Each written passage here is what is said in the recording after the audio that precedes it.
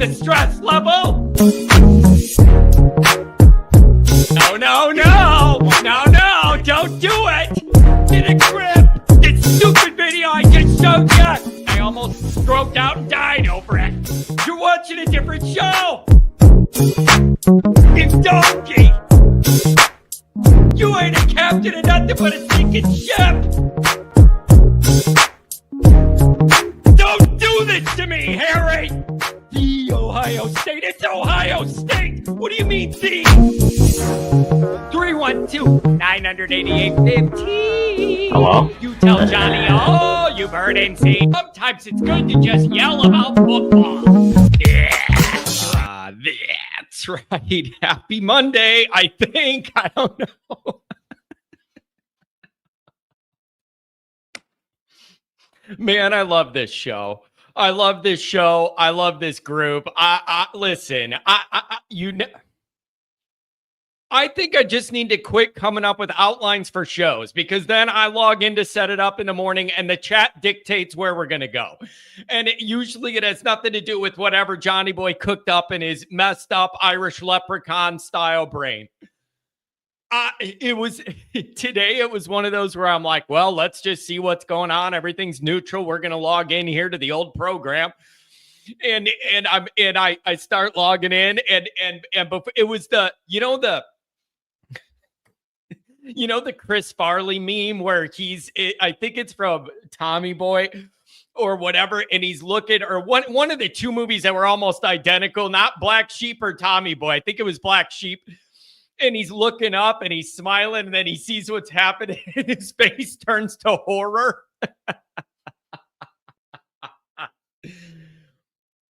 What are the realities of Notre Dame's recruiting operation? What are the realities of the recruiting operation? Because right now, it kind of feels like we have some people who are feeling like Notre Dame's a little artificially inflated on the recruiting databases based on, I don't want to say this because it sounds negative, but how do I want to say this? I feel like there's a feeling like that number 2 rating or whatever is kind of inflated here. Inflated based on getting the low-hanging fruit guys that want to go to Notre Dame early, the easier recruitments, like all of this, I kind of feel like there could be pushback on even what I'm saying. But like artificially inflated with guys, we're going to go to ND, some spots where we're pretty good already and you're getting better or whatever. And then there's some questions about the reality of, are you really addressing your biggest needs and making inroads there? And I understand that debate. I understand that debate of like, okay, look at it. Number 2, that's good. But like, where is this going? And are you addressing your biggest needs, or are you just padding up in areas you feel pretty good about already with guys that are really interested in the Notre Dame thing and want to go there? And so where does that leave you for the rest of your class? Where does that leave you for your biggest needs? Are you going to address those? Are you going to be able to address those? So Andrew came in here real hot. It's a Monday in June. Go for it. Like, what do you want me to say? It's a Monday in June. I just like having some heat. And it's not. Here's the thing, man. When it's Ronald McDonald, when it's Commander, I know what I'm getting there, and it's a troll character, and you just know what you're getting, and you program it in. Andrew Gilmore's not one of those people. Andrew Gilmore's not looking to crap on Notre Dame. Andrew Gilmore, I'm 100% certain loves Notre Dame and wants Notre Dame to be good. So it is a little different when like Andrew does some of this stuff than a person playing a troll character. Like, because I never quite know what the reality is behind that mirage of your anonymous online persona. So I get these concerns. And I understand. I know this is probably going to piss Andrew off. There's probably a lot of people in the summer that just want to log in on 247, see Notre Dame ranked second, hope it continues, and just leave it there. in June, right? Like, how much Notre Dame stress and anxiety do you want to put on yourself in June? Like, I get what Andrew's saying. I'm willing to bet there's a lot of people that are looking at that number 2 class on 247 and going, so far, so good. Let's wait and see where it goes. Right? Like, so far, so good, but let's wait and see where it goes. But I do think there's some fair points bringing up. Troy, this is a very fair point. That's why I felt kind of icky saying it. Yeah, this is very, very fair. First off, my main man, $5 howler. Here comes the always Irish show. Let's snake it a good one. I don't know if you snuck that in on accident while you were driving a forklift or what. I don't want no snakes in here. So I hope you meant make it a good one. If it's snake it a good one, I'm going to be looking around the room.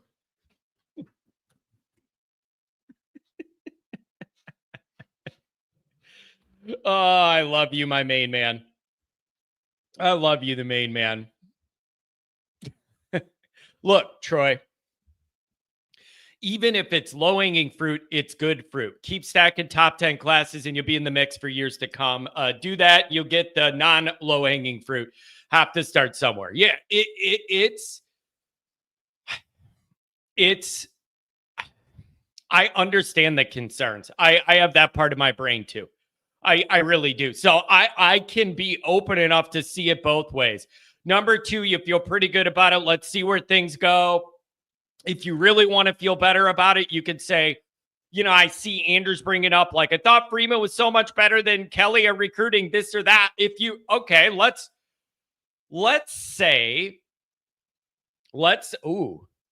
There's some good chats here. Yikes. This is, boy, I got to get to these. You guys are on it today. I don't know what the hell's going on. Let's say if you're looking at the recruiting only and Andrew's saying, like, I'm not seeing that big of a difference between Freeman era recruiting and Kelly recruiting or whatever. I thought we were going to get this big boost, position to need, whatever for the program. And I'm not seeing that yet. It's causing Andrew some anxiety. Okay. If you grant it, there could be debate about like where that is all at with recruiting alone. If you zoom that out, though, don't you have to give some credit for Freeman for getting the guys that you do have to play better in the big game moments than you got under previous regimes? Not just Kelly, but everybody going back since Lou. The big game thing's been a problem. The top 10 games have been a problem. Top 20, whatever it is. So that's a bigger picture discussion of like, if you're going to be able to take a little lower rated class and get him to gel and play better and you have better depth, does that make up for some of that non-elite recruiting? I know Andrew doesn't want to hear that. It sounds like excuses. I'm trying to look at this from all angles. This is my gut feeling. A lot of people are going to say, number 2, I feel good. Let's wait and see. I'm in a pretty good mood about it. And other people are saying, where's your position and need stuff here? Like, let's go. And then there's a bigger picture question of the chicken or the egg. And that is a tricky dynamic. Chicken or the egg.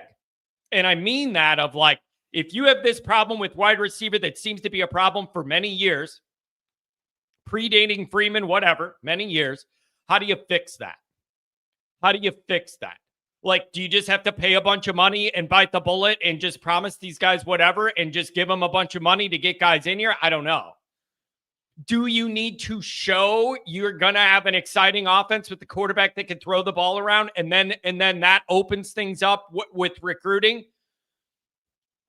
to where they see, okay, Notre Dame can throw it around a little bit and I'm not just going to be running routes for air or blocking and working my ass off to get open and nobody can give me the ball or whatever it is, right? Like, so you have a big chicken and the egg thing. And so maybe if Notre Dame has an offense that opens it up a little bit, not abandon the run game. We know what we have there and we like what we have there. Not abandon the run game. That would be a mistake. Not asking for that. I'm not asking for that. But if you could show you have a quarterback more capable of throwing it around, does that alone help? So I don't know. But it's a fair debate. It's an interesting debate, and I'm open to it. Like it's fine. But for that kind of energy to be here on this show in the beginning of June. I mean, Adam Dowling, am I allowed to say the dog days of summer? Ow! Am I allowed to say the dog days of summer yet? Because we're in them, baby. Far enough away from blue and gold and spring ball, it's old news, and not close enough to Miami to get anybody's juices flowing other than you psychos. But, like, I mean the collective. Like, I don't know. If that's true, John, explain how Elko's landing big-time receivers. He's a defense coach who always features run-first QBs. I guess my question, Andrew, I saw something about that earlier. One question I would have is it that simple?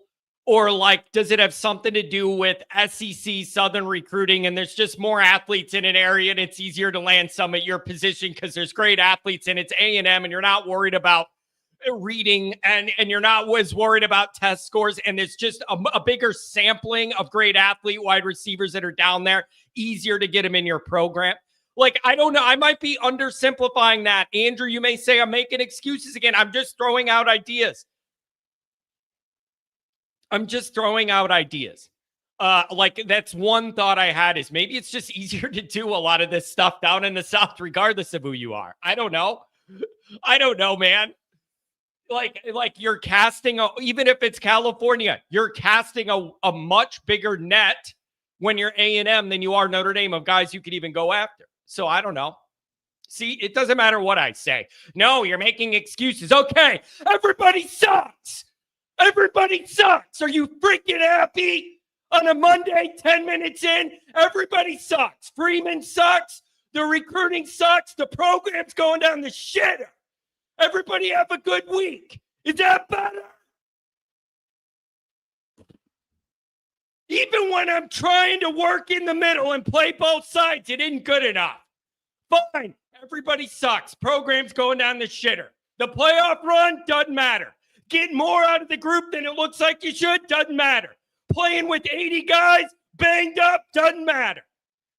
Everything sucks. Shut it down. John Tapper, bar rescue. Shut it down.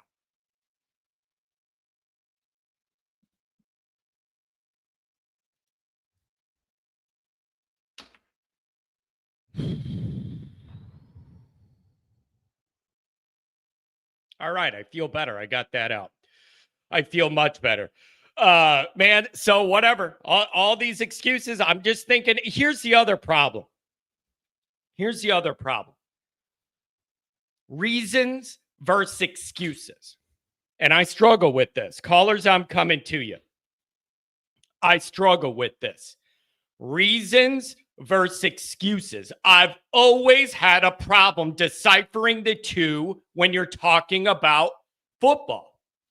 I always struggle with it. Whenever you bring up like a reason why something isn't quite where we want it or whatever, it's like, well, that's a lot of excuses. It's like, well, I mean, I guess, how do you decipher a reason from an excuse? Or are they one and the same with football? Because whenever you bring up a reason why something might be, then it's like you're making excuses. And excuses carries this certain heavy, weighty connotation on the negative end that reason don't. So how do you do that? Wonder if the neighbors ever call the cops on John. Well, I got this room pretty padded. Number one, for my mental health. And number two, to keep the sound in the basement. I'm glad you asked. I literally have the foam podcast insulation. Like, I have it on the ceiling. I have it on the walls. And I'm trying to, and it keeps most of the racket in here. So I don't know. It's Chief. It's getting to be your time of year, Chief. They start playing those movies and get everything going. Swan dog, going to a resort with the wife and a kid for the day. God, get out of here. Go do that and worry about football later. Like, I know that's bad for my business, but go, God bless you. Go to the beach, drink a margarita or something, and enjoy your family, man. Don't worry about me. Chief, it's your time of the year, man. Summer, 4th of July. I start getting in a Jaws sort of mood. One of my favorite movies ever. And you know why I like the movie? I'm gonna divert here. Callers, I'm coming to you. You know why I like the movie Jaws? The simplicity of it. All these movies where you got to be a rocket scientist, figure out the plot and what the hell's going on. Jaws is just a very simple, old school movie that plays into a natural fear everyone has. And you don't have to be a genius to figure it out. It's the most simple plot of all time. Man versus shark. And in their ballpark, shark's going to win most of the time. And it's the simplicity of a movie like that. Or the simplicity even of a movie like Halloween, the original Halloween, not where it got all weird. Yeah, it's not Sharknado, shark versus Bigfoot in the water, like all of this stuff. Same thing with Halloween, the original. It's so simple, and it plays into just the most natural, raw fears humans have. And I like movies like that, where you don't have to overdo it. It is what it is. And Jaws is like that, and Halloween's like that. And I love them both dearly. So I guess I'm trying to come up with reasons, trying to not have it be excuses, trying to have it come full circle into a bigger picture. But it doesn't matter what I say. There's going to be people that think, listen, everybody knows I have an affinity for Freeman. And I need to understand whenever I'm discussing anything, everybody's kind of going to think that my ultimate outcome is to defend Marcus Freeman, because everybody knows I was in his camp. And everybody knows my defer status on Kelly was on the negative. So I do need to understand as a content creator that those are the parameters that I've set up because of how I do my show. So that is a new age struggle for me, is understanding that the default is people going to think I'm covering for Freeman. So I think the recruiting thing is a lot of nuance in it. Nobody wants to hear it. There's some areas that just need to get better. And I don't know what else people want me to do or say. Some of the areas need to get better. So I don't know. Is that good enough? Like for me to admit? I don't know what you want me to do. But it's like on the outside, you could see people of all these other schools, and they maybe go, Notre Dame sitting at number 2 here looks pretty good, and everybody's all upset or whatever. Come on. So like I see that, but I also understand the specific concerns you guys have with recruiting, and I think it's fair. Look at this. Man, it pays to be a lawyer, baby. And I know he's in Michigan, and I'm sure he's. There's got to, knowing the Michigan fans, there's probably a lot of business. Probably need a lot of lawyers. He's raking in the dough, and he donates it to the show.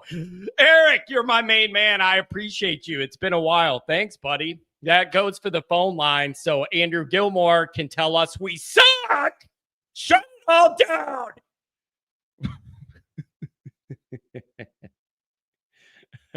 The Wolf. Ow! To get big name receivers, the Irish need to have a proof of concept by having an offense that has the threat of beating you through the air. Not just when, but if you get behind, having a balanced offense. Perfectly reasonable position to wonder if Notre Dame opens the offense up, engages in the passing game more effectively, more efficiently. It looks appealing to some of these guys. They have confidence that Notre Dame's quarterback isn't a glorified running back or a fullback, like whatever. Maybe that would help. It's hard for me. Now, you could argue, how much is that going to help? That's a perfectly fair debate. How much would that help? I don't know how to measure that. But nobody can tell me you don't think it would help in recruiting if you're able to show on the Notre Dame games a quarterback confident and good at throwing the ball all over. I say it all the time. It can't be, well, throwing the ball is like the fourth best thing we like about the Notre Dame quarterback. He's a tough guy. He's willing to lower his shoulder in there. He can run it on third down or whatever, and he's a leader or whatever. And then you get down the list before you get to like how good he is at passing. We need to be past that. Passing, we need to be past that. So I don't know. But you're not going to win this argument, man. A reason's an excuse. An excuse is the reason. Hey, it's 4th of July, baby. We got money to be made here. Just don't let little Timmy go out there at the wrong time. Oh, man. Jaws worked because the mechanical shark wouldn't. Yeah, they had real trouble with that. I mean, you ever watched the documentary about they made that movie? It's like you could test all those mechanical parts wherever you want. You dump them in the ocean and get that salt water in the wiring and everything, and that Jaws starts going crazy.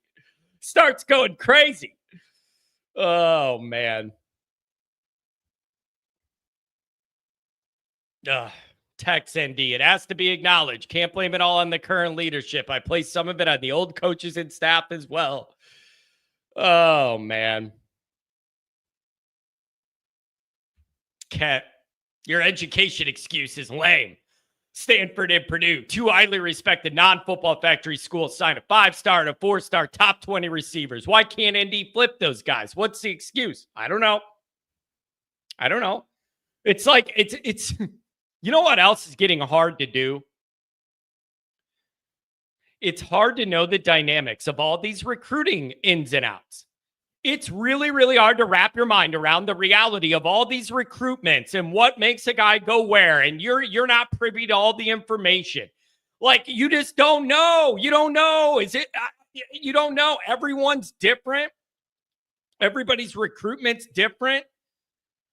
But also, there's got to be some overlapping trends of like what goes on or the guys we get or not. It's tough to know that without knowing all the details of these recruitments, which nobody does.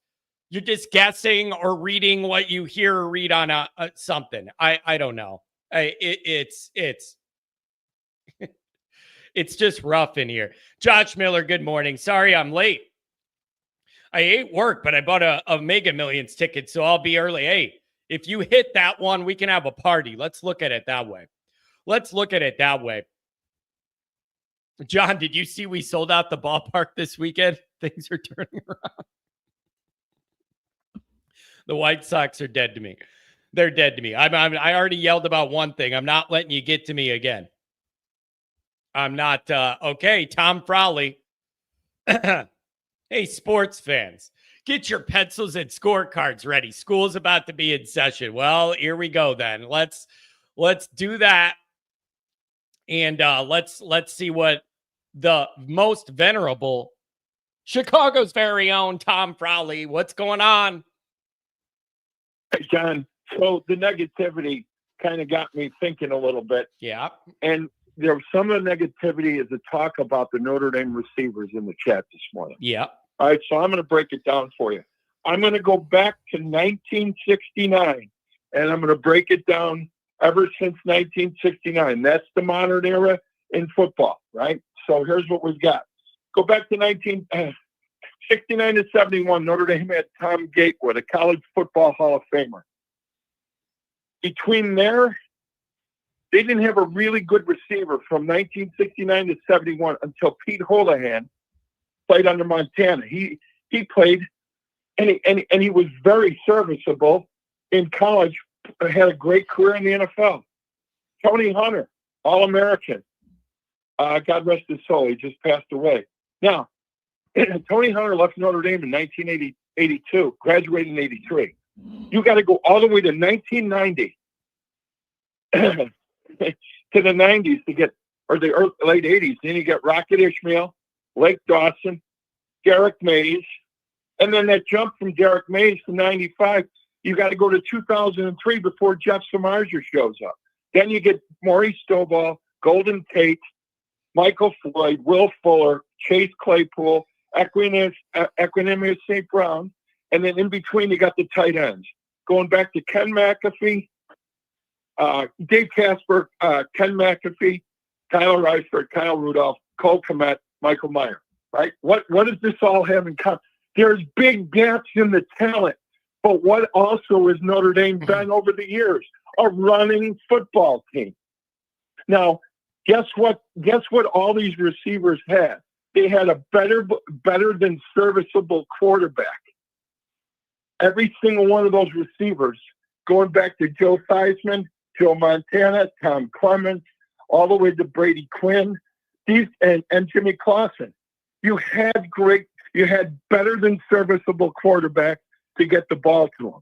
So how is the receiving going to get better at Notre Dame? Our two quarterbacks that are in the room. Once they start throwing the football, all of a sudden our receivers are going to get automatically better. We saw it in the playoff games. All of a sudden, who catches fire? Greathouse catches fire. And where has he been all year? And as I said this before, you got to go back to the press conference before the Indiana game when somebody asked Riley Leonard, about throwing the football. And he said, look, my receivers have been open all year. I just didn't get the ball to them. Does everybody remember that? That stuck out like a sore thumb to me. So don't worry about the receivers. We got them. And we're going to get more. And if whoever is the starting quarterback that plays very well on this Notre Dame team this year and next year, wait till you see the receivers line up for that. Now you're going to get some real studs. So the negativity is misplaced. You just have to figure out. And what are you going to do with the running backs? Look at the running backs that we have and then the two studs that are coming in next year. How can you be negative? That's what I don't understand. I think patience is just running thin with the traditional recruiting of wide receiver not going that great for Notre Dame. And I understand that. It never has. It never has, but they find, but you know what, John? Every once in a while, we get it. Hey, guess who else doesn't have receivers every year in and out? All the big schools. I mean, Ohio State has been an anomaly because they've had great receivers for the last 15 years, right? But they're the only one. Michigan doesn't have it. Texas, Miami, USC, none of them do. That's what I'm saying. It's you can't. The unrealistic expectations of Notre Dame fans drive me crazy. You can't get these kids year in and year out, especially before the NIL and transfer portal period. It was a different time.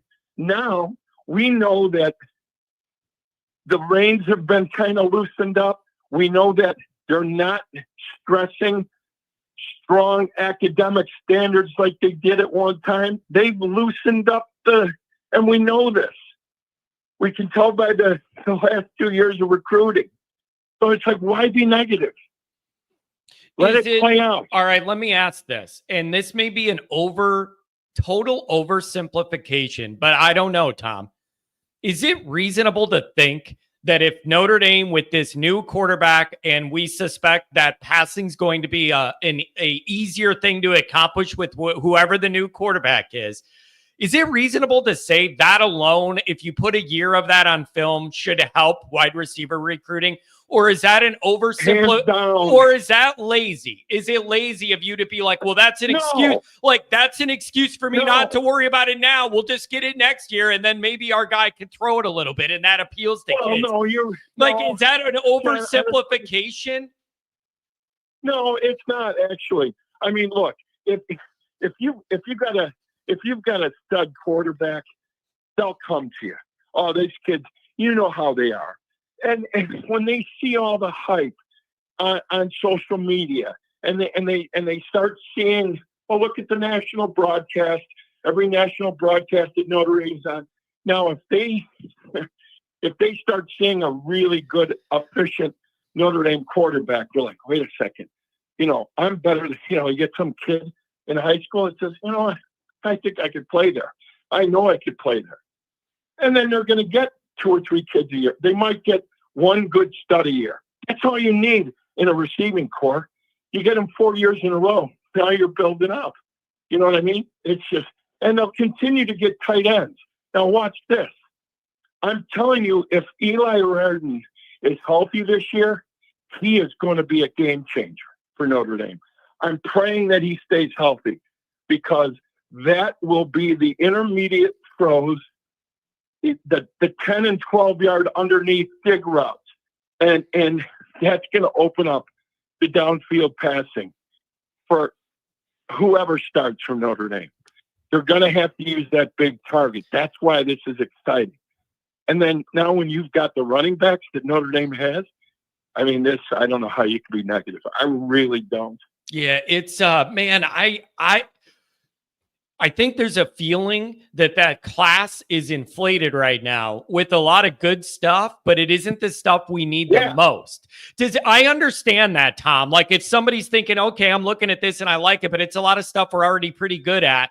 Where the difference-making wide receivers, we want more interior D linemen. Like people don't feel like Notre Dame's that tight end factory with an A+, 10 out of 10 tight end every year. Now you don't have that anymore. Like what's going on with that? And it's but I just don't get that. I just think the unrealistic expectation. Wait till you see the quarterback this year. That's all I'm going to say. Yeah, and then do me a favor. I want you guys to remember this. Circle this date and remember I said this. It's going to be a game changer.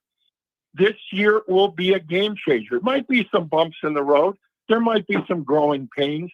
But by the time we get to the end of next season, if we have what I think we have, the arm strength that we have at quarterback, I think this is going to be a different team altogether. I really do. Yeah, it's just interesting to me, Tom. Like is every school like this where there seems to be nuance and room for debate on every single thing that happens? Like on the surface, I think it may be surprising to some people to look at the a class sitting at number 2. But the fans are like all worried and upset about it, and it isn't good enough. And what about this or that? Like, I don't know. I'm in Notre Dame land. I'm in Notre Dame world, Tom, and I don't know whether this this thing is normal in these other ecosystems, or if this is like an extra Notre Dame thing. I'm sure maybe every school has it, and I'm just so wrapped up in Notre Dame land that only two schools that don't have it of the last 15 years is Ohio State and Alabama. Everybody else does, right? Yeah. And I understand that Notre Dame PTSD bullshit, and it's a living, breathing thing. Until the proof is in the pudding, people are going to continue to react this way. But it takes time, and look where we've gone in the last 2 years. We've gone from the big coaching faux pas of Marcus Freeman to all of a sudden he took the last egg that last bomb that we had against Northern. They weren't prepared. He should have pulled Riley Leonard out by the third quarter and let Angeli play. We don't lose that game if Angeli plays the rest of that game, right? But I think that's his last big coaching mistake. And then look what he did to keep that team together and motivated with all the injuries. Yeah. And see that's the other part though, where you could go, man, what Freeman's starting to show that he could kind of do what we've been begging, which is getting more out of the group on the field than it looks like you should get out of them on paper, especially later in the year with all the injuries. Like it felt like Freeman was able to get the guys available to him to play at a higher level in the biggest moments than we've been able to get recently. And by recent, I mean like 25, 30 years. So how much do you value How much do you value that of the idea of maybe you don't have exactly what you want in a recruiting class from all these different areas, but if they're able to get them to play better than the totality of what it looks like, well, how do you value that? Of like maximizing the group's output, which is a new thing around Notre Dame in the modern era, at least. No, look, I mean, choose hard, right? How many times did we hear him say that now we didn't hear him say that until basically after the Louisville game. Then it came up a lot. Choose hard. He challenged his guys. And you know what? It had a lot to do with the cohesiveness of the team and the team leadership. Those guys actually really liked and loved each other. Because most championship teams and most good winning football teams, they have that cohesiveness. But that starts with the head coach. And hey, granted, he had great support. He's got a great coaching staff. I'm sorry that Al Golden is gone. Let's see what this new guy can do. we still, that's going to be different. But, I still think that Marcus Freeman will have more influence on the defensive side, obviously, and let Denbrock cook.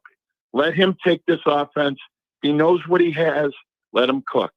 This is going to be a fun season. I'm telling you.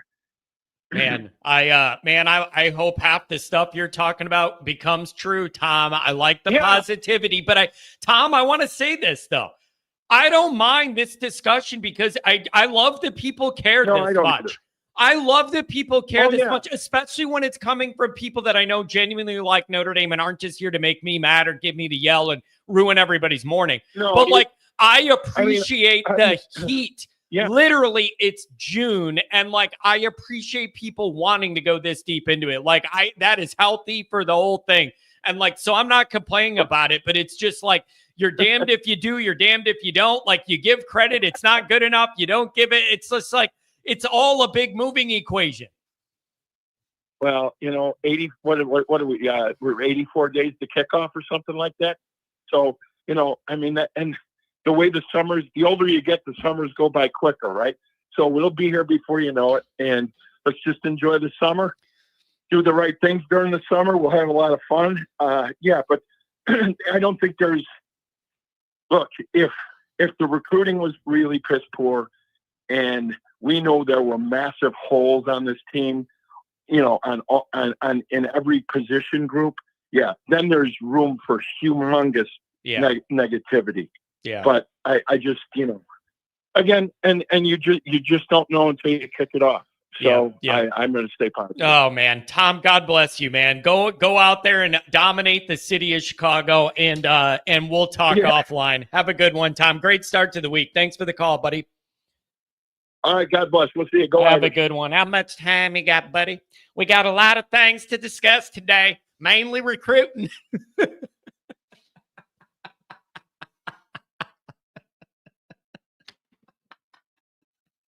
Sometimes the host is allowed to crack himself up because if you remember in your brain that line and what I switched out, it's pretty funny. We got a lot of things to discuss today, mainly Notre Dame recruiting. If you got that anger in your heart about the recruiting, let it out. Show your face. We want to see your face.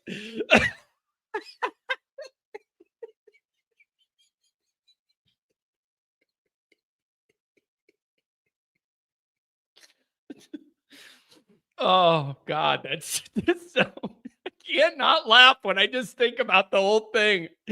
And the funny part is, all the people that have no idea what I'm talking about almost makes it better when I got a lot of things to discuss today, mainly recruiting.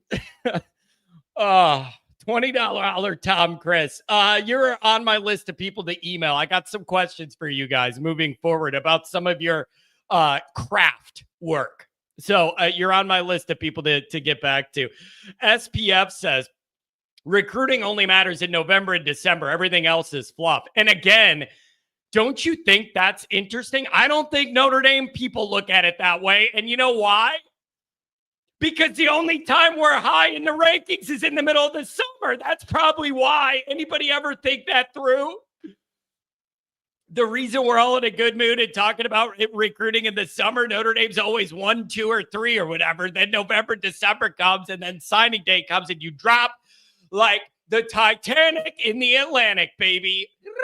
There you go. Leo DiCaprio, he's going down. He's a piece of ice. The man's frozen. And apparently there's not enough room on this huge floating piece of wood. Leo DiCaprio weighs 78 pounds, and that girl couldn't scoot over a little bit and let his 78-pound frame lay on that floating wood. She killed the guy. It's bothered me forever, that Titanic movie. That piece of floating wood was big enough for him. He's 5'2". He weighs 78 pounds. She couldn't let him lay there on the log or the door or whatever. Unbelievable. Anyways, that's this show. We're off to the races this week. We're off to the races this week. Oh man, there was enough room. If that's what they were going to do, you needed to make it a smaller piece of wood. You need to make it a smaller piece of wood, because from the first time I watched it when I was like 13, I'm going, wait a second, there's plenty of room for this guy on this floating board. He don't have to turn into that brick ice. Come on. Why did the shark hold on to the ticket in Jaws for so long? Oh, man. You know what else I realize? I like electrocutions. I like some of the ones in the Halloween movies later on. I like Marv from Home Alone 2 getting electrocuted. And then in Jaws 2, that's how we ended him with that wire under the...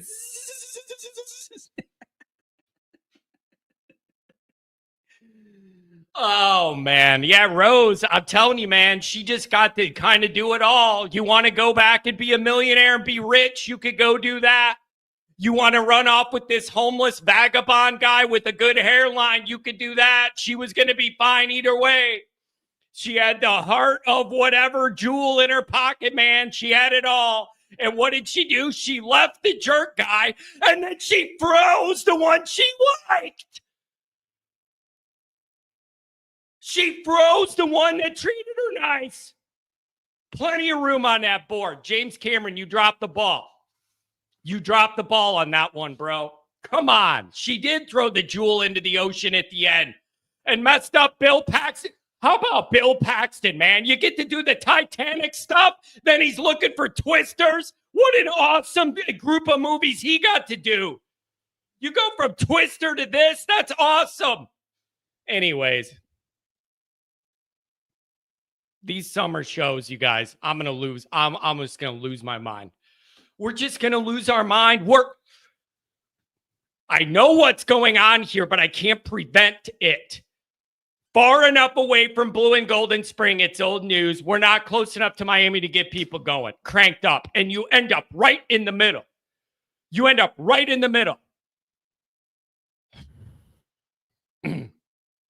Yeah, nice painting, though. Very classy and sassy. $2 holler from Rodney. I love college football. That is all. Yeah, it's a little weird. It's just on your deathbed, Granny. Oh yeah, back in 1912, I boned a homeless guy on a boat, and then we sunk. What a life story, man. What a life story. Unbelievable. Oh. John is definitely a Beavis and Butthead guy. I got to tell you, Mikey, I don't think my humor has evolved since I was like a teenager. Beavis and Butthead is still funny to me. All the things they say and the little voice things. And if you watch Beavis and Butthead for a while growing up, as Mike Judge's voice changed over the season, certain seasons were better than others based on their voices. Their voices changed a lot because of Mike Judge's voice changing as he aged. I'm telling you, there's a window where the voices are perfect, and there's a later window I don't like them, and there's an early window I don't like them. There's a middle spot there with the voices. The voices matter. The voices in the movie Beavis and Butthead Do America were just about perfect, just about right. But early, I didn't like them, and later, I didn't like them. The window where they did the movie was just about right for the voices, the inflection. But I still think that shit's funny. I still think it's funny. Let's get a couple quick ones in, and we'll go to a couple that I know are going to be longer. Rodney, what's going on, buddy? Long time. Yeah, it has been a long time. Damn. What's going on, John? Well, here's number one. Number one is last time you called was the day we had where all the beeps were happening on the phone, and I never really got to talk to you the right way because the phone lines were going crazy. So I apologize for that. And then number two, I'm going to reach out to you with a couple of different options to solve a problem you and I were talking about offline. So I'll reach out to you about that, and we'll have a couple options to resolve that. Oh, right on, man. Very, very, very, very, very, very cool. Good to hear your voice, John. It's been a while. I mean, I shouldn't say that. I hear your voice every day when I'm hearing you yell on but you know what I mean? Like over the phone. I got it, Rodney, I got to tell you, that's something I don't hear often. Very rarely does anybody go, John, after all this yelling and all the weird noises, very rarely does anybody go, John, it's nice to hear your voice. That's a compliment I don't usually get. My morning isn't complete, man, until I have that cup of coffee, and listen to those. I mean, I watch every video, John. Every video I think you've ever done, I've seen. The live call-ins, if I don't call in, I'll usually listen to the first 20, 30 minutes, and then I, have to do whatever else. But, yeah, man, you're nothing, John, if you're not entertaining and not passionate, man. I appreciate You'll it. Never have to worry about that. Oh, thanks, man. There's always something going on in my stupid brain. And it's a scary place to be, but there's always something rattling around. I got to push back a little bit, though, on that Rose thing. And Jack, that was his name, right? Yeah. I mean, no, look, Jack was there. He could have climbed on that raft. He chose to sink. That was his fault. I'm not going to blame Rose for that one. She didn't say, go, Jack. There's not enough room here. No, he made a decision. You know what? Spare me this 1912 chivalry, damn it. Like, there was plenty of room.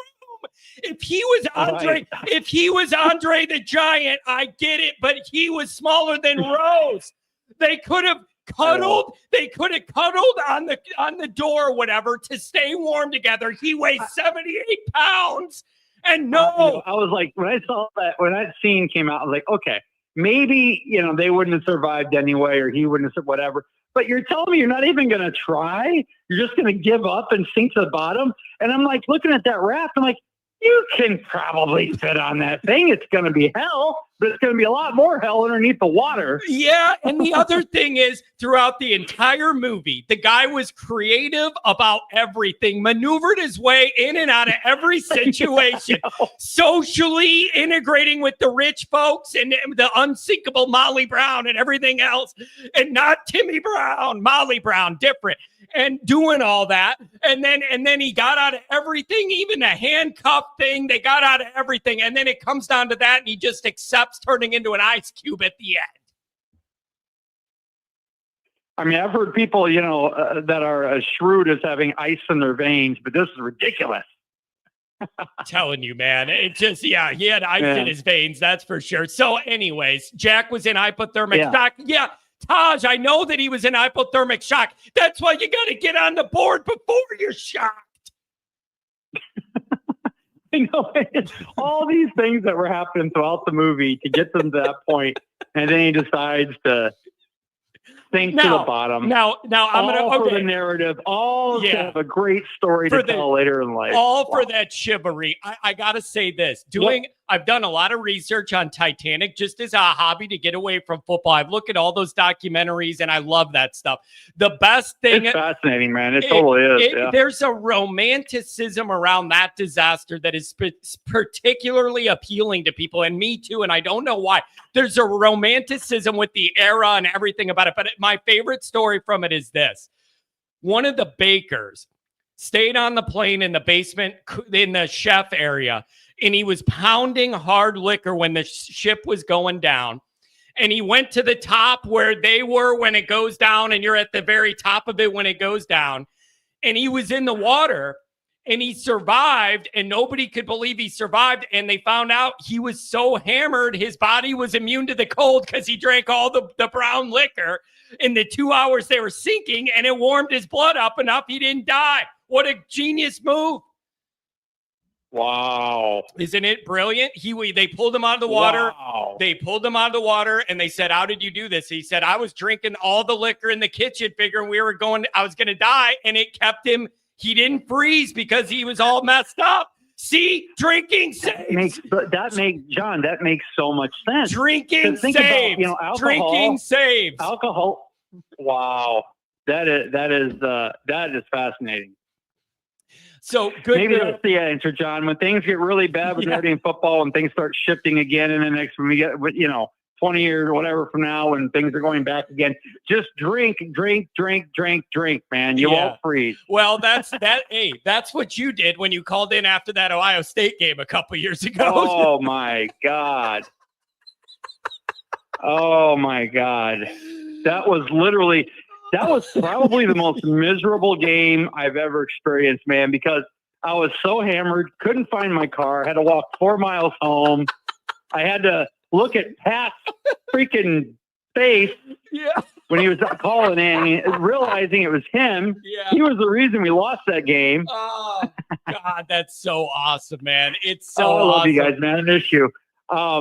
Can't wait for tailgates. Listen, okay, so Notre Dame football, not a lot really to talk about other than just every time I see Marcus Freeman in another press conference, I'm just reminded at how, and I mean this, man, how fortunate we are to have him. But then I also think about how it's kind of deserved when you consider the amount of years, John, that we went. I mean, God bless you. You weren't old enough to really feel it, when they won their first national title. Yeah. I was 13. But boy, was there like a ton of years where it was like, oh my God, why is this thing not improving? Why are we never getting back? And, I do think there is something to the ego of Notre Dame at the time. I do believe that. I mean, you talked about it. And when we remember just a few years ago when we were talking about it's not going to matter, Freeman, whatever, until the higher ups get it. And then it was literally, it felt like right after we talked about it, it was like starting to happen. Like you were starting to see some of the admissions issues that we were having, not as big of a deal as it used to be. Hearing things from the athletic, Bavakwa, who was on the horizon to be the next, saying all the right things. And I got to say, man, it's just a beautiful renaissance here that we're going through in Notre Dame football that, man, we've been craving for this for 20 years, man. For 20 years. Okay. Well, then that leads me to a great question then. So do you think everybody should just relax about some of the recruiting anxieties and whatever and relax and realize we're in a really solid place, like trending up or whatever, coming off a strong year, a lot of good players are, we're ready to go. Like, do you feel like everybody should just take a chill a little bit through the summer and try and relax? James, good to see you in here, buddy. It's been a while. Or do you understand where people are going? I don't think these parts of recruiting are good enough, or what's going on here? Why aren't we pressing these assistant coaches on their group? Like, where are we at? Like, what do you think the reality of this is? Oh, I think the reality is here's the thing, man. Definitely relax because like you said, John, one way or another, it don't matter anyway, whether the top 2 or 3 recruits in our class sign at the end or they don't sign at the end. Look, them verbally committing, the one thing I will give it is that it does have, I think, an impact on the perception, which then can impact maybe other players then agreeing to commit as well. So it's not completely, it doesn't mean anything. Just like the negative impact of someone decommitting can maybe have a little bit of an effect on things. But John, like we were talking about, this reminds me a little bit of some of those Miami Hurricane teams back in like the 80s that were, just beating everybody.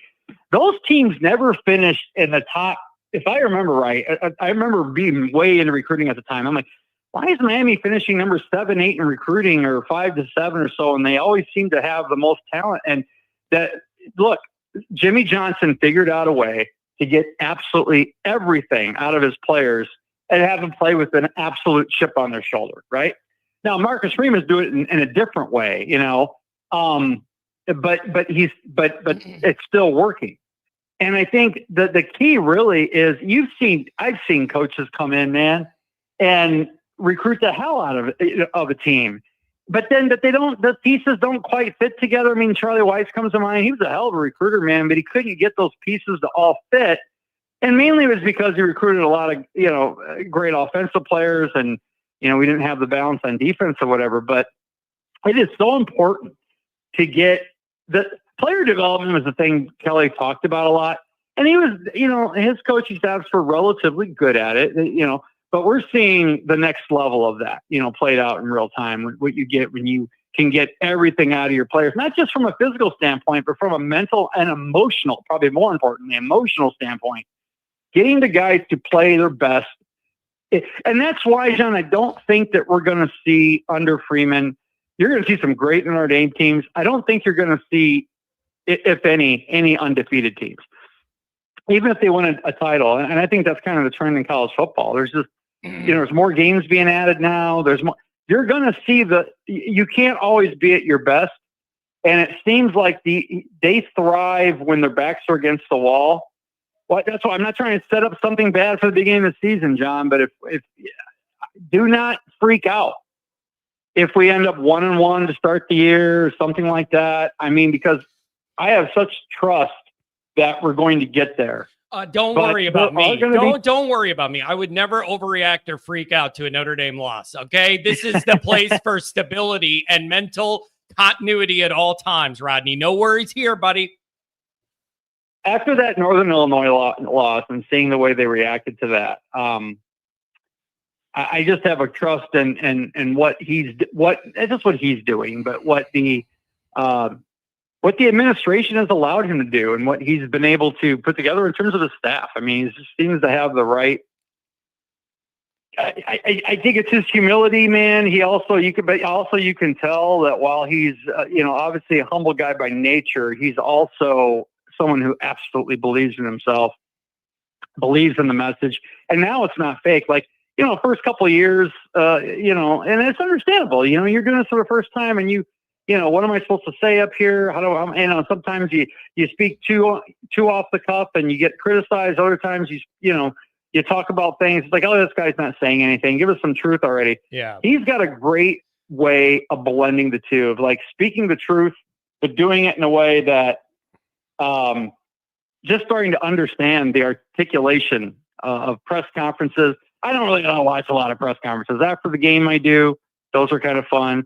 The ones before the season, those are fun. The ones after the season, when they've had a chance to kind of wrap up everything and look at the big picture. But as like with you, man, those weekly press conferences are for the birds, man. They're so boring. Yeah. I get why you got to have them for the media and all that. Yeah. But anyway, man, just the guy gets it, man. He gets it. I just love what's happening. Sometimes it's fool's gold where you want to believe something, but you don't really know if it's true. I can honestly say that I believe in Notre Dame football right now. Again, I don't know that we're going to win, 2 or 3 national titles, John. I do think at this point we're going to at least win one. I really do at this point feel that way. But we're going to be in that conversation, I think, year in and year out. Yeah. That's where, and I haven't felt that way since Holtz, man. We're going to be in that conversation. Yeah, and if you're I right, think year in and year out, man, that's where you want to be. More spins at the wheel, more rolls of the dice, more comfort in those playoff environments. Like, you got to be in it to win it, and theoretically your program should get better in those moments. The more of them there are under your belt. So I don't know, man. It's wait and see for me on this recruiting thing. I understand the anxieties. I also, I'm willing to give it the summer and let's see where we end up.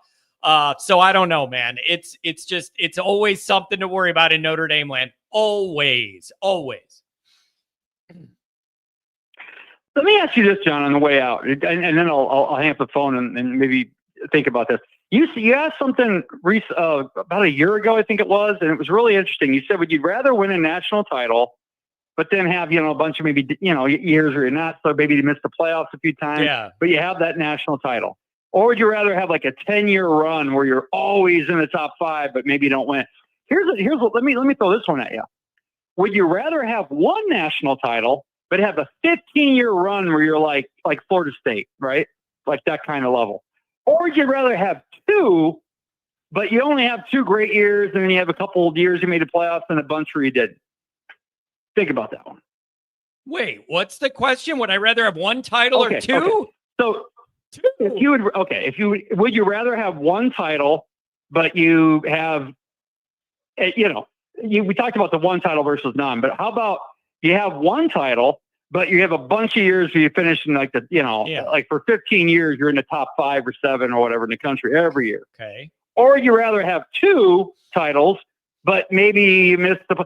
Think about it. Dabo Swinney's had 2 titles. Yeah, okay? give me the 2 I'm titles. Using this as relevant. Give me the 2 titles, right. And I'll deal with it, because titles live forever. This is Notre Dame, Rodney. Titles live forever. There's no conference thing we're going for. Titles live forever. And if you get a couple of those, I mean, I'm fine. I'm fine. Like, I just give me those and I'll deal with whatever else. Titles live forever. That's immortality. And especially here, give me those and I'll deal with whatever comes in between. We need it. Okay. But for your own think about this now, for your own personal well-being. Okay. If you're in a year where you're we're pretty bad, think of all those, that stress that causes you. Think of those days when Kelly's brought years off my life, So would it be better for you in the long run if you had like a 15-year run where you're really, really good, where you didn't have as many stressful days, but you only win one title, or you win two, but you got to go through years and years and years where you're pissed off and mad at the world on certain years because we're not playing as well. All right. Think about that. But if I have a couple titles under my belt, I don't think I'm going to feel as miserable when we're in the down years, because at least we have the credibility of the titles to balance it out. Like, I wouldn't be I'm still going to be mad if we're not making the playoff, but give me the titles, Rodney. I want the titles. I need it. How much time you got? I need the titles. I need them. Rodney. Fair enough. Thanks for calling me on a Monday. Hey, man. Yeah, have a great day, John, man. Good talking to you. Oh, I appreciate it. Give me the titles. And I'll deal with whatever else. A couple super chats. You could put your head in the sand, but in order to win it all, you need eye-level QB play. I'm not a Grubs fan. You need playmakers. If not wide receivers, where are the tight ends? So give me them D tackles. Here's the thing. What's up, Dad? See Always Irish Senior in here. Good to see you. When you're looking at this, here, Andrew, I mean this honestly. Andrew's been asking what we all think about Grubbs. And if he's going to be good enough or deserve that spot as the number one quarterback we went for in this class, whatever. I only have the brain width for a certain amount of things at a time. I'm so much more worried about if the starter this year is going to be good enough to reach our goals. And if we end up with a guy that could start multiple years at a high level here, I'm like in a place where I want to worry about that first before I worry about whatever else may come later. Because if this quarterback hits this year, that's going to build you multiple years to figure out the bridge to the next guy that's going to have that role. But it's like, I can't worry about Grubbs that much when the much more relevant worry is the guy that's going to be a first-time starter at Miami going to be able to handle that? And it's just hard for me to worry about all of that same. It's like, let me figure out if the guy we got now is good enough before I worry about whatever the hell might come after it. I don't have the brain width to worry about all of it with the same angst at once. So I'm so much more worried about whoever the starter is this year. I think it's going to be Carr. Worried about what that is before I worry about later. So I don't know. John, if that's the case, why did we spend so much time talking about Deuce Knight? But again, the first-time starter thing is a big part of this, Andrew. And Sam wasn't a first-time starter at Notre Dame. Riley Leonard wasn't a first-time. You kind of knew what you were going to get. This is a totally different ball game. That's my answer to that. You knew what you were going to get in a rental one-year grad transfer deal. This is totally different because if this hits, it changes the dynamic for multiple years down the road with the offense. He didn't get me with Deuce. I have a perfectly good answer. You knew what you were going to get in the quarterback you had. You don't now. Big difference. Text says, Deuce played ND like fiddle. Freeman learned from that. We'll see. I think he was so good he got taken advantage of. So genuine and so straight up. Man got played. You know what else is bothering Notre Dame people? By the way, phone calls. I'm coming back to you. A couple super chats. You know what? Make what you will of this. But did you see the pictures of Deuce? You got all that NIL money. I think he's got a grill. My man's got the chains. He's got the jewelry. It just sucks. I don't, whatever, man. We'll see how it goes. We'll see how it goes. But that's the difference to me is you knew what you were going to have at quarterback last year, and you knew it was a 1-year deal. That is totally different than where we're at now and seeing how this is going to go. So I don't know. Let's see. Couple super chats. Back to the calls. $20 hour. Pilney. The first thing Lou did was improve recruiting and team speed, and they played viciously. Then Indy started winning consistently by year 3 a title. Freeman's on the same path. It's a fair point. Pilney, $20 hour. If you had to choose beating OSU or winning a title, you can't have both. I'll take the title. Ohio ND fans prefer the former over the latter. Just give me the title. Give me championships live forever. All right. If Michigan doesn't feel bad cheating and winning a championship in a year, listen. Do you think Ohio State feels like they didn't win the championship because they got clowned by Michigan? Like, you take the title. You take the title. So yeah, give me the title, man. Championships live forever. This is Notre Dame. You notice those statues at the entrance of Notre Dame Stadium, all the main entrances? There's statues of people that win championships, not people that win a lot of 10-game seasons and do pretty good. That's not the deal. Titles live forever. The players and coaches that win titles at Notre Dame live forever. Give me that. You don't get a statue for going 10-2 for 15 years in a row. Win a championship. $5 hour for James. Big game James. Rick James. Hold my drink. No. Welcome to the China Club. Notre Dame needs to run the table this year. Miami and A&M will be nuts, and those are only the first 2 games. You need to run the table. I like hearing it. Yeah, sure. Sign me up for it. Sign me up. I don't know. Oh, man. How do you know what you know, John? What are you referring to? How do I know what I know about what? What? The titles live forever? I don't know what you're pushing back on me for. My main man and then 415. What's up, main man? Johnny, how are you, buddy? I'm good, man. We got a heated debate here. What's the status of Notre Dame? Is the recruiting good enough? Is it not good enough? Should we worry? We're just debating everything in June. Okay, let me piggyback a little bit on what Mr. Tom Charlie, Chicago's finest, said and what Rodney said. And the positivity. He's right about it. He pointed out facts. He came with the receipts and he talked about the talent gap. Now, I'm old enough and young enough to remember, not to go as far as the first one that he mentioned or the 80s, but as far as from the 90s on up. You know, and he had facts. And Rodney, I think right now was saying something about man, I'm sorry, I'm trying to remember, but here, I'm going to just point these things out, Johnny. In his first year, he goes 9-4. And we had somewhat of a right. You just had really Michael Mayer. You knew Michael Mayer was our biggest playmaker, and Tommy could have made a little bit better calls. You know, we lose to Marshall, and he goes 8-4, and he goes 9-4 into that bowl right in South Carolina's backyard. Now remember, that is an SEC team. Okay, now if we would have lost, we would have said again. People would have said Notre Dame has no business. Don't come to SEC country.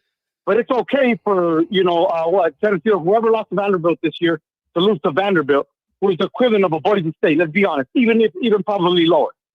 Okay, so that's one fact. He goes in the first year, goes in and finishes 9-4.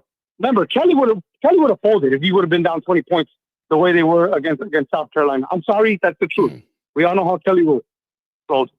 Second year, yeah, we lose. The second year we have Sam Hartman, right? We finished 9-3. We lose to Stanford, right? And everybody thinks it's done there, right? But not only does he finish with a 10-1 season, yeah, it's the Sun Bowl. I got to be there. Remember, it was amazing. To me, Junior spoke to his sister. Awesome. And remember that year, Johnny, I told you, he lost to Dabo. He lost to Louisville, and what was the other team he lost? I can't remember. Remember, Johnny, I told you, if you total up the points, it was all within, each game was all within a touchdown. But he does get his 10 wins. Yeah, it's the Sun Bowl, but he gets his 10 wins against the depleted Oregon State. Not only that, though, he produced the top defensive player in the country his second year as a coach. Okay, Johnny, third year, we lose. We fall short, maybe a little bit more than a touchdown. Something that no coach in Notre Dame history has ever done. He won 14 games. Granted, it's a different college landscape, Johnny, but it's the landscape, and he did it. No other Notre Dame coach has done it. Okay, he does it with a depleted team altogether. Not just a depleted offense, but depleted team. Especially on our D line, you know what I mean. Beats the teams that needed to be beat. If we would have lost to that Georgia team, same bullshit would have been said. For lack of better words, you don't belong here. This proves it again. They beat they would have down talked IU, everything in the team. So my point to this, John, is we used to have a coach, and you can look these things up. I played and coached a lot of good players here in Utah. Now, one coach is a brilliant man scientist by the name of Ron Halpert. He coached out the high school to 2 5A state title teams. Brilliant mad scientist. But also Alta had literally 600 high school players to choose from. So where we were in the middle of 3 different districts. You know what I mean? And we could compete year in, year out. And then I'll get to my point.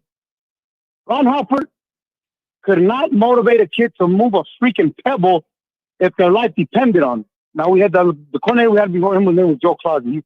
Ironically, he was my juvenile PO when I was a kid. Now, Joe wasn't the smartest X's and O's. But, man, these boys would run through a brick wall for him. Yeah. My point to that is the criticism's going to still be there all the time. Al Washington, not that good. Wait, Al Washington just got our third string, junior Haile Falamaka to have a breakout season. Donnie Heiner showed up. Mike Mickens with All-American cornerbacks. We're doing the best defensive player in the country.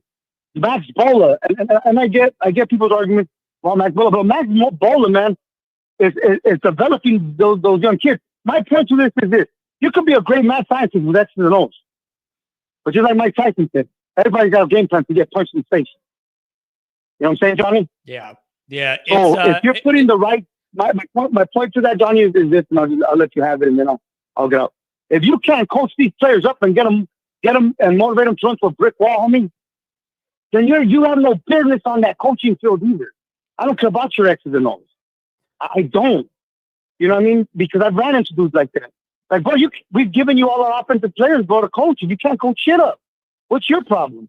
You know what I'm saying, Johnny? Yeah, I get. Freeman seems to be doing a good job of getting these guys to play better than it looks like they should when it's all put together. And that's a big thing that's been missing here, is being able to take what you have and getting the most out of it in big games and big moments. Hopefully that continues. Freeman seems to have found something there. So I don't know, man. Let's keep it rolling. Yeah, Johnny, we're keeping it rolling. Hey, Johnny, the chat is so on fire for the summer, man. I love it. It's the only thing that gets me through Monday morning. On these groggy days, man. So I love you, man. Chat, man. Love you guys, man. Onward, Notre Dame, buddy. Have a good week, man. Take it easy. Hopefully, I mean, the guy got pulled over at 5 a.m. last week. He had a fight with his crew. He had to break up, and he still got time to call. C says, yes, thank God, no Kelly statue. Well, now wait a second. If he won a championship, then give him the statue. Like, I'm not saying if he won the championship, I wouldn't have the feelings I have towards him. So, like, I would be fine with him having a championship or a statue if he won the championship. So, geez, man, today, I don't know what's happened. Yeah, this is funny to think about.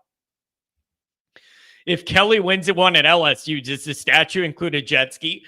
There's so many opportunities. The jet ski one, the still frame of him grinding on that recruit, or it could be the majestic injured eagle release he did at the edge of a cliff, aka all of the people in that program at LSU healed this eagle back to health. And then as a promo thing, one day they go, why don't you come with us to open the cage and take all the credit of nursing the eagle back to health?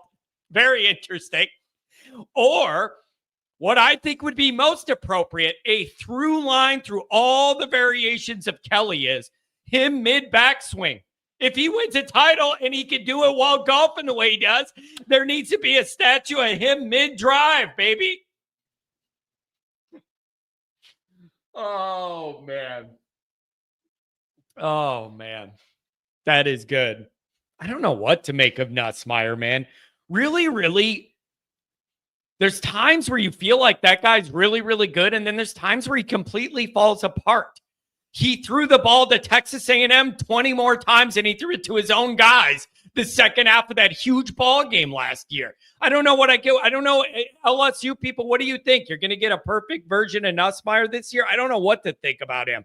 Also, Andrew, that's a big gamble of like 1 year versus multiple years. I also think about that in the equation. When you're asking me which one I'd pick, I'm thinking about it as what the Carr era could be over multiple years if he hits. Nussmeier's he's done after this year, right? Oh, 415. What do you make of all this today? My word. It's a lot to process on a Monday.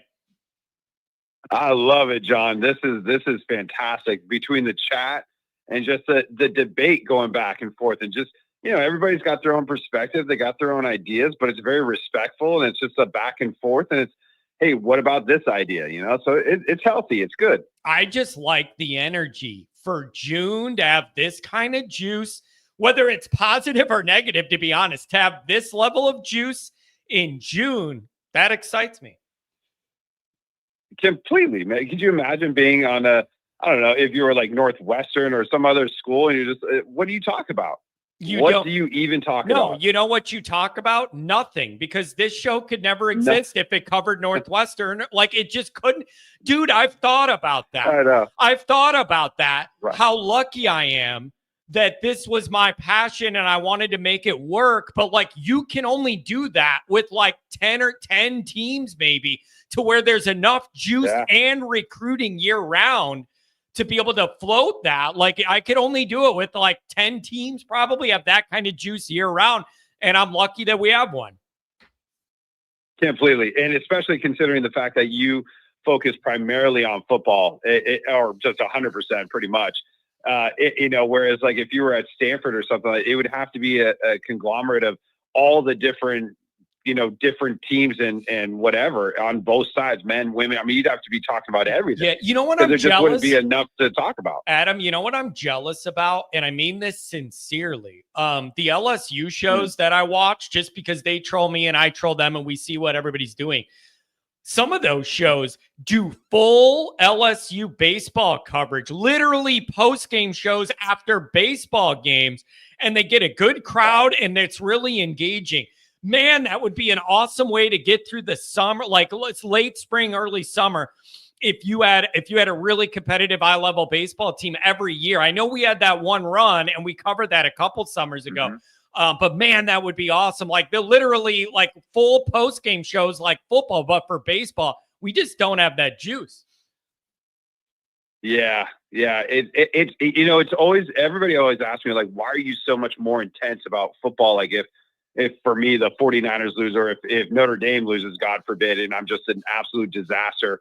And I'm like, because you lose one game and the amount of pressure and the amount of like, kind of like the reason that you're up and getting into this is just completely blasted back, whereas in baseball or some other sport, basketball, you lose a game, you lose 10 in a row. It is what it is. You come back, you can still win the whole thing. There's so much more importance, and there's so much more, as you call it, juice in this sport. And especially with Notre Dame, with the history and the tradition, that it makes it that much more just important. Yeah, it's man, it really does. Yeah, it makes you focus almost singularly on this needle mover. So you've been listening to the show. What do you make of it? Are we over worrying about the recruiting? Do you think we should just wait and see? Or are there legitimate concerns here that got to be addressed and some questions asked about some areas where we're not where you want to be? What do you think the reality is? Not to be that guy, but it's all of the above, because it's really based upon what you feel is right. There's going to be some people that are very much more skeptical based upon the years of getting, we have a number 2 or 3 class. And then at the end of the day, it's like, oh, never mind, 14, and it's just like, okay, like that's happened too many times. So it's okay. It's understandable to sit there and say like, hey, fooled me once, right? You don't want to get fooled again, or else it's on you.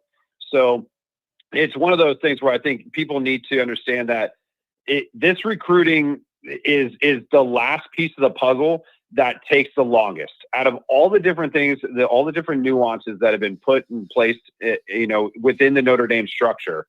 This is the one that's going to take the longest for it to happen, on top of the last being that of the championship, which we were that close to. But in all aspects, like when you look at recruiting, what are the main reasons why we don't have the top 5 recruiting class? If we don't close at the end because somebody goes one way or the other, whether it was during the Brian Kelly era or whatever. But was it money? Was it the scholastic requirements coming into Notre Dame? It's just so many different layers to this as to why, but it's also the tradition. What have we traditionally been? And Tom talked about this earlier. We are traditionally a running team. We have been since the get. And so we pride ourselves on big, beastly offensive linemen that move people around, bully them around, and allow our running backs to just run freely. And then a strong defense. We're not that team that goes out and necessarily will, rip up like 40, 50, 60 points on you. So it's about changing kind of the trajectory of not necessarily the tradition, but so much, or the mindset of what this offense and what this team is going to be. And that's why I think we had so much excitement about looking at someone like CJ Carr or Kenny Minchey, because of the fact that it's moving away from the check down type of quarterback, which is, kind of like that of Angeli. So it'll be very interesting to see, but it takes a lot of time. So we know that we have to change our offensive mindset. We know we need to open it up. We need to go downfield. You have to get the offense rolling. You have to show that you have a quarterback that can throw down the field and make these big time plays, so that wide receivers will sit there and go, hey, Notre Dame wants to do that. Right. And the other side to this is recruits will recruit other recruits. You will have the recruits that you have who will say, hey, I'm signing on with Notre Dame. They start chirping and talking with other kids that are out there, and they will also recruit these kids for you. So it's not just the coaching staff. It's not just Marcus Freeman and now the general managers and all these different people, but it's also the kids that you're recruiting. Who do they know? Who do they play with? Who do they talk to? Because they're going to be also helping us recruit over. So if you start recruiting big time players and you get one and he like looks at our offensive schemes and says, okay, they're going downfield. I like this. Let's move it, and then he starts talking to someone else. It creates a domino theory. It creates a momentum, kind of gig that will start bolstering our way. It takes time. Yeah, it's I understand both sides of it, and it comes off wishy-washy, and it comes off like I'm for like that. I'm not taking a side on it. I do see both ways. Overall, the momentum of all this is going in the right direction. I believe that with the talent acquisition and the on-field stuff. Overall, the momentum of this whole ship is going in the right direction. But that does not mean there are not certain areas that you could nitpick and say, I'm a little uncomfortable here and I want it to be better. I think both of those are fair. Like honestly admitting you're trending in the right direction, but there's still areas you need to get better at. What's wrong with living right in that middle nuance where I think it's all true? Yeah. And some people live there, right? Just like we were talking about last week, man, there's the optimist, the pessimist, and the one right in the middle, the realist. And you just have to kind of see where it is that you sit. And, whether it's on anything, right? Politics, education, doesn't matter what it is, how you raise your kids, or even how you're looking at Notre Dame football and recruiting. It's just, what are you going to focus in on? And I totally get what Andrew Gilmore and some of these other guys are talking about, because I understand, look at it. There were certain periods where you feel like we had certain wide receivers that were, coming in and were just studs. But the problem and the difference is between us and between, let's say, an Ohio State, Bama, Georgia, whoever it is, right? Clemson back then, is the fact that it's about consistency. They consistently will have the pipeline open to the NFL for wide receivers and top-notch guys. And they see it year in and year out. And you could go back and stack their, first round and second round draft picks up way higher than ours on all the wide receivers or offensive players mainly. And the reason why is because they created that pipeline. They created that kind of aura within their offensive scheme of like, this is what we do. This is our identity. And so they've built that over time. It didn't just come, right? But now here we are in 2025 and we're like, well, why aren't we there? And it's like, well, we've been doing the same thing. We've been trying to find our identity, but we've been living in this running game kind of world. And now if we want to open it up and truly open it up, you start with the quarterback. And we did that. And whichever one they pick, and I have my horse in the game, but I'll be stoked either way because it's a change and it's something new. But I do feel like it will change the trajectory over time. Yeah, it's man, I keep going in the right direction. Show progress on the field in these areas. Show you have an offense that can appeal to receivers, trend in the right direction. Show that this is a little bit of a different Notre Dame, but with the DNA that we always want to maintain, good defense, tough run game, whatever, physicality. Add the dimension of being able to have a quarterback that could throw it around, involve and engage those wide receivers in more than just blocking or running routes for no reason. And I think maybe you could open this up a little bit. Also, off the field, maybe you need something with receivers that are divas. Everybody wants them. Maybe you got to allocate more money and promise more things to them up front in recruiting. Like, I think there's differences with position groups and the mentality. There's a lot of alpha prima donna wide receiver types. That's a tough fit for Notre Dame usually. Maybe you need to try and account for that in a different way. Like, there's a lot of different ways that stuff all weaves in together. But overall, I'm not going to get out of here today without us acknowledging that the Notre Dame ship's trending in the right direction. That doesn't mean everything's perfect and you can just coast. Like, just me saying it's trending in the right direction doesn't mean you don't have to get better at anything. No doubt about it. Like, I'm going to get off the phone and I'm going to go do about my day just like everybody else. But I'm going to be sitting here knowing that we are on a trajectory that is way more in the positive than anywhere near the negative. Of course, there's always something that you can tweak and make better. I mean, even the professionals, even someone like if you were to listen to people at the highest level of their game, right? Whether it's a Walter Payton, a Jerry Rice, like no matter who it is, you know, like think of like Peyton Manning or any of those kind of guys. What did they always talk about? I messed this part up. Tom Brady won 7 Super Bowls. I still messed this up. I still need to get better at this. They're still always looking for something to improve. And that's what we should all be doing, including obviously the Notre Dame program. So as far as like finding things that need to be fixed or enhanced or better, 100% that's going to happen. And it should happen, because if we're ever sitting here not looking at it like that, then we have an issue, because we're going to be naive to the fact that we don't have chinks in the armor. And we do. We have something in the armor that's got a weak point and we need to fix it. So I'm totally all about it. The other side I was going to bring to you was with this NCAA ruling and the money, you know, that it'll be, I don't know if it necessarily has a big impact on Notre Dame per se. I think it'll have a bigger issue in terms of recruiting. I think it'll have a bigger issue on a lot of the smaller schools or different schools that don't generate a lot of TV revenue and a lot of, you know, contractual revenue to bring in that $20.5 million extra to pay these players. I think Notre Dame, we bring it in. I mean, it's known we have the cash, right? So there's not an issue there. So I don't think it's going to necessarily affect us in the recruiting, unless I'm wrong, unless somebody else has a different take. But as far as like the NIL, that you still can, as an athlete, make the NIL dollars on top of receiving money from the school, you know? So it'll be very interesting to see how this plays out over the next couple of years. You know, starting with the colleges being able to spend that extra $20.5 million. Yeah, it's man, it's a changing world. Notre Dame's got to find its place in it, and I just think there's multiple sides and angles to a lot of this stuff. And in the summer, there's the time to break it all down: the on the field, the off the field, the NIL, the recruiting, all of it, man. Like, now's the time for it. I'm just glad we're having these debates and discussions. I don't know, man. I feel like Kent's saying trending in the right direction. You didn't even win the championship. What, dude?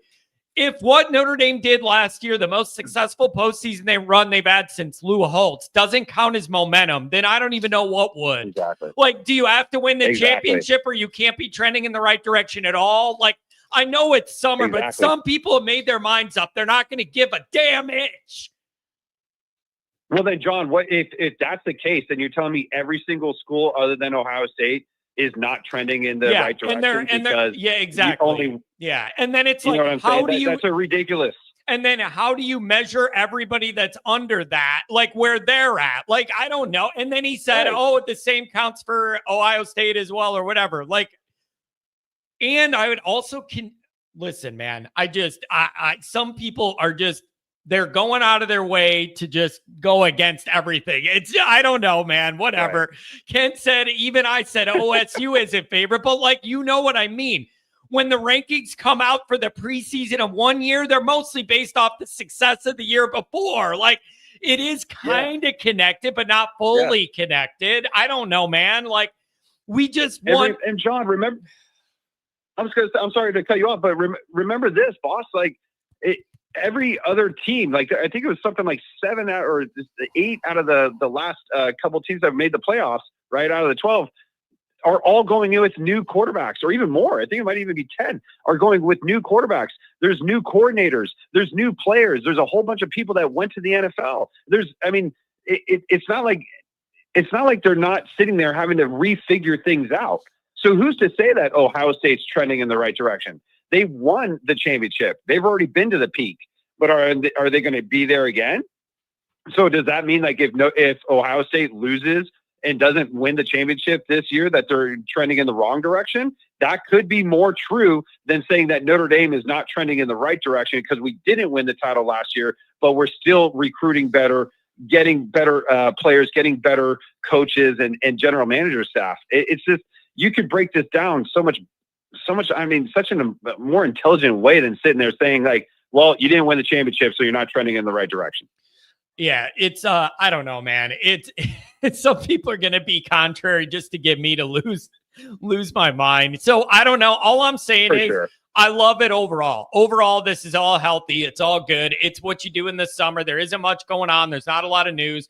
You worry about recruiting and you talk about the big picture. And I just think people are starting to lose their minds. If we can get through a few more weeks, we get to blue and gold. We get to 4th of July and a few more weeks after that, and we'll be approaching August, and we can change the whole discussion and have actual things to yell about. Anything else, my friend? Sure. Thanks for giving me a call. How are you healing up? You feeling better? Healing up. It's going to be a long recovery, my friend, but I am each day is like a 1% to 2% better, and I'll take it. Yeah. It's trending in the right direction. Yeah. John. Well, right? I don't know about that. We might have to amputate your leg. I don't know. God bless you, man. Hey, feel better, get stronger. So you're in full game shape for August. Okay. You got it, brother. You take care of yourself. I have a good one, man. We got some beat up people on Always Irish. John, where do you stand on Grubbs in the 27 QB recruiting? Is it fair to be underwhelmed? Overwhelmed? Yes, it is fair. However, I only have a certain amount of Notre Dame worry in me. And right now, I'm going to focus way more of that quarterback worry on the concept of, are we going to find a starting quarterback to lead this program at a high level for multiple seasons in a row, starting in Miami? I'm going to worry about that way more than I'm going to worry about 27 or the next guy that comes after whatever's coming. Like, Andrew, maybe you're smart enough. You could compartmentalize and think about all these things equally. I just can't do it. So, like, yeah, I've thought about that, and it's a little iffy, and you wonder. But way more of my quarterback concern is making sure whatever we do this year sets us up, because that can affect multiple years. So I don't know, man. Oh, man. What is Lee's deal, man? Triggered is this chat when Ohio State fan. Honestly, Lee, not all of them. Only if you go out of your way to be stupid. There are multiple Ohio State fans in here that we never have any problem with. Eric with the Ohio pod, nobody has a problem with him, and he comes in here and he's respectful. Sometimes he'll go at Notre Dame a little bit, but no, it's kind of like a one-off thing, depending on how you present. Start your week off trolling Notre Dame. I don't know. And the funny thing is, Tex ND is one of the nice. Jay Lehman is the nicest Notre Dame person I've ever met.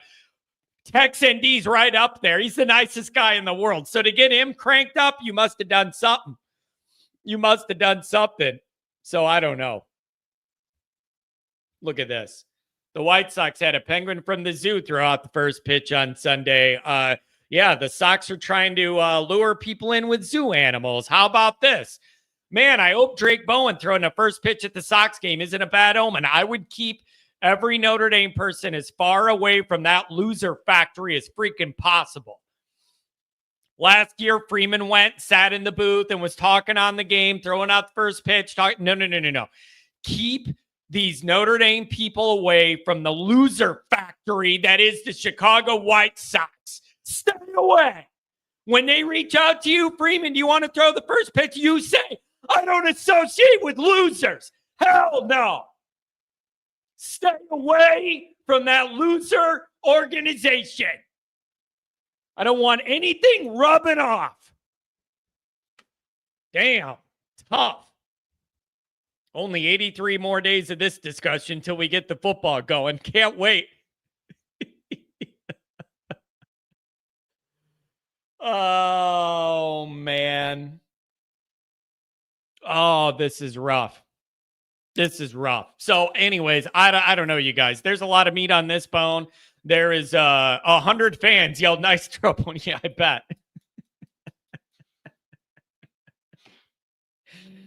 Oh boy, this is yeah, dude. Don't. I just keep all the Notre Dame people very far away from the White Sox. It is just rough.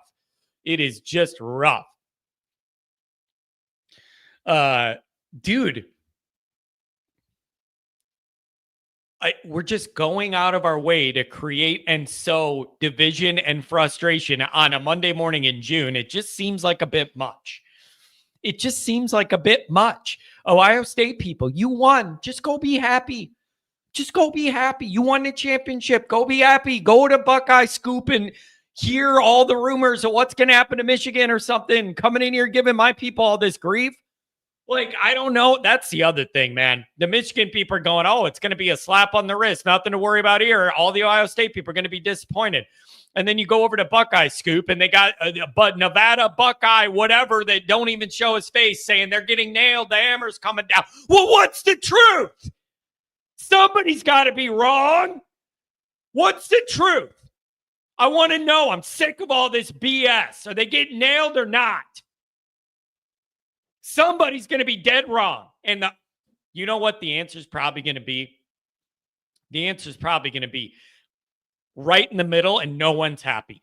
Just enough punishment. The Michigan fans are mad about it, and they think it's too harsh, and not going far enough that anybody that wants the long arm of the law to lay it down is going to be happy. That's I just know how this crap goes. It's going to go right in the middle. The Michigan people are going to think it's too harsh, and everybody else isn't going to think it's harsh enough. That's what's going to happen. That's exactly what's going to, it's just the way this is probably going to go. And so I'll be surprised if it goes another way than that. All right, guys, that's going to be it for the day. I got a few more calls, got somewhere to be at 11, got to get going for that. We're going to do Monday Night Raw tonight. So if you're on hold, sorry I didn't get to you. We're going to do Monday Night Raw on Patreon. This is overall healthy engagement. But some people, man, are some people are just going out of their way. So I don't know whether it's good or bad, but whatever, man. How do you get a Buckeye off your front porch paying for the pizza? Like, I guess this is what it is. This is what it is. Have a good day, everybody. Thanks for the chats. Thanks for the donation. A lot of life in this chat, and I appreciate it. We'll get through the summer together. Hang in there.